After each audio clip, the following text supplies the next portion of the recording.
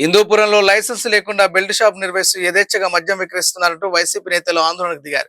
స్థానిక టీడీపీ నేతల కనసన్నల్లో వైన్స్ ను తలదన్నేలా బెల్ట్ షాప్ నడుస్తుందని ఆరోపిస్తూ షాప్ వద్ద వైసీపీ నేత ధర్నా చేపట్టారు. ఎమ్మెల్యే బాలకృష్ణ పిఏతో పాటు టీడీపీ నేతల అండదండలతోనే అక్రమ మద్యం విక్రయాలు కొనసాగుతున్నాయని ఆరోపించారు. లైసెన్స్ లేకుండా మద్యం విక్రయిస్తున్న వారిపై అధికారులు వెంటనే చర్యలు తీసుకోవాలని డిమాండ్ చేశారు.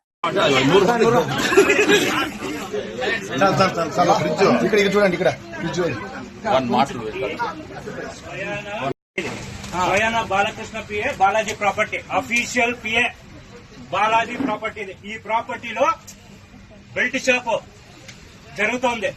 ఈ రోజు బాలకృష్ణ వచ్చాడు. దీనికి ఏం సమాధానం చెప్తావు బాలకృష్ణ గారు అని అడుగుతున్నా నేను. లైసెన్స్ అడిగితే లేదు, యాడ్ తీసుకొస్తున్నారో చెప్తా అన్నారో, ఎట్లా నడుపుతున్నారో నాకు తెలీదు. మళ్ళీ చెప్తారు సినిమాలో డైలాగ్ లో. ఇవన్నీ ఏమైతుందో నియోజకవర్గంలో చూసుకోవాలి బాలకృష్ణ గారు. మీరు వచ్చిపోయి టెంకాయలు కొట్టేది కాదు.